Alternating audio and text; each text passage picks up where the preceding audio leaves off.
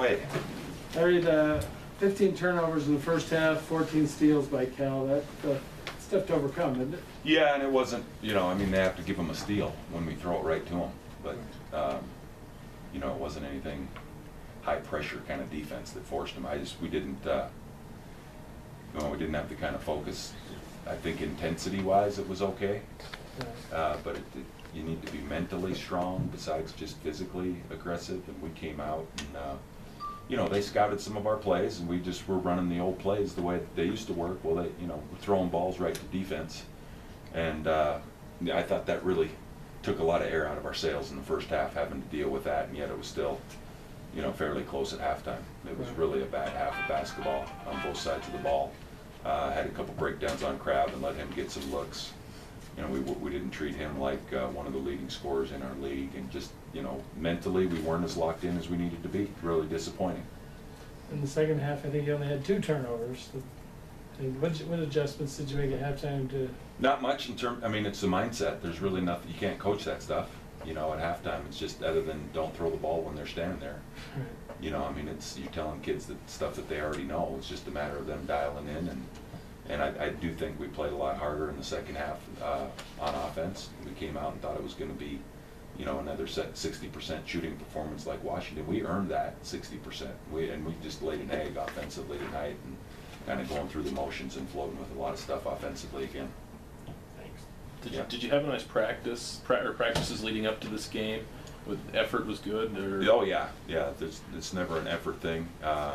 You know, you just see a different style of team. You see it, you know, some length out on the wing. They put a lot of pressure in our pick and roll, and we had 3 turnovers in the first half just trying to split a pick and roll coverage, and, you know, right into their hands again. And that's never been a part. We spent a half an hour on pick and roll offense today and shoot around, and that wasn't one of the ways we were planning on beating it, but for whatever reason we insisted on doing it that way, and instead of kind of relying on what we've been doing that made us successful. So you know, it wasn't any negativity. I think it's a situation where we come into a building and we were ready to play, you know, play hard, all that kind of stuff on the board, but just some of the mindless turnovers killed us. So I think it was the focus.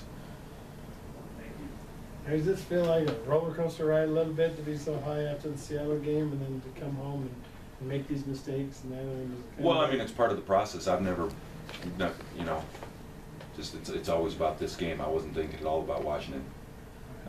We enjoyed that one for a minute or two, and then we were on to the next thing. So, you know, it's humbling that, you know, we weren't as productive. And I think you're going to have a number of games where things are really clicking. But when you look at our games this year offensively, where we were clicking, it's because we had tremendous energy and tremendous focus, and there was a crispness to what we were doing. I think of Boise State, you know, in the first 30 minutes at BYU, and the Washington game. And you know, I think we need to look at some film and say, hey, when you're cutting hard and catching the ball and ripping through, and if you're overplayed, you're back. I mean, just some of that natural stuff. Again, playing hard on offense is the reason that we were as successful as we are, and we need to look at it, video, bottle it, and realize that we need to have that kind of focus. Unless we want to, you know, it's just you put so much pressure on your defense when your offense is that inept. Did Cal do anything special to get Crab looks, or was it kind of more about what you guys didn't do rather than what they did do? Well, I mean, he had 2 threes in the first half. You know, I know we weren't locked in on one of them.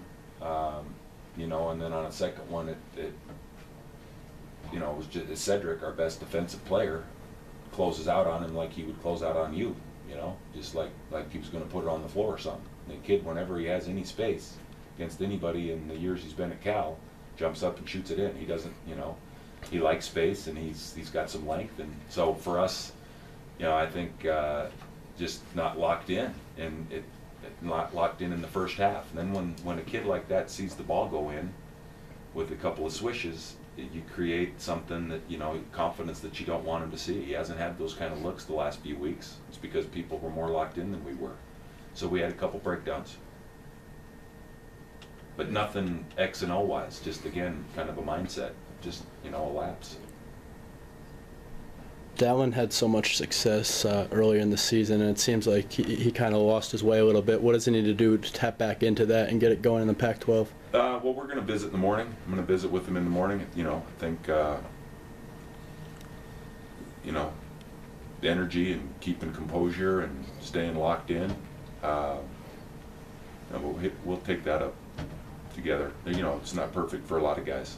It wasn't supposed to be easy for anybody. There's a lot of challenges, and you know, it's important that guys come in with the right mindset. I think that's the area that we're struggling with right now is making sure that we've got everybody on board. I'm not sure, you know, Dallin's not a little more worried about his trials and tribulations than he is about what the University of Utah is going through, and that ends up being dysfunctional.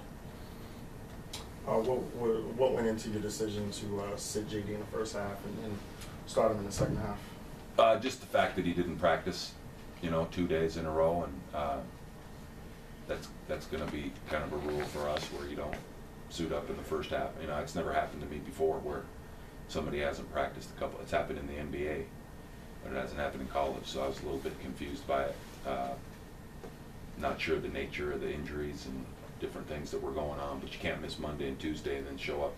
I'm sorry. Today's Wednesday, Thursday. Monday, Tuesday, Wednesday. Yeah, you know, miss those days of practice and then, you know, show up on game day and say I'm ready to go. So that's another person I need to visit with and figure out what exactly is going on. Yep. We good? You talked a little about the fact that you shot well in the first half against Modem, Wilcox, Crab. Those are the three leading scorers in the league. I think Crab missed his first 3 shot sides. It seemed like things were going all well. Is it just that spacing thing that all of a sudden opened it up, or he got his confidence and he switched those? No, I mean, we had 2 breakdowns. His first 2 threes in the first half were breakdowns mentally, where we, you know, it's not always going to go. We've hung our hat on our defense. I think we take a lot of pride in it. We've shut guys down, but you know, it goes right to. It's pretty easy to explain when you're not there and when you're not dialed in on him. And I mean, they do a good job of setting screens for him. Pretty obvious there, and it's hard to get through him when he rises up. That's one element which we didn't really deal with a whole lot. We were there when they're running those screens. It was just 2 closeouts that, for whatever reason, we weren't up and had, you know, some mental lapses at Castio. Yeah. Is that it? Jeremy Olsen had 4 of the 7, 8 offensive rebounds, and he only played 6 minutes. I mean, he definitely provided some energy like he has. Is he going to start getting more playing time? Yeah, I think that's safe to say. You know, he does a nice job for us. His conditioning's gotten a lot better. He's got a knack for getting his hand on basketballs. So yeah, some of these young kids are starting to figure out the defensive end of the floor, and I think they're going to earn some more time for sure. Yeah, we're good. Anything else? We're good? Thanks, Coach.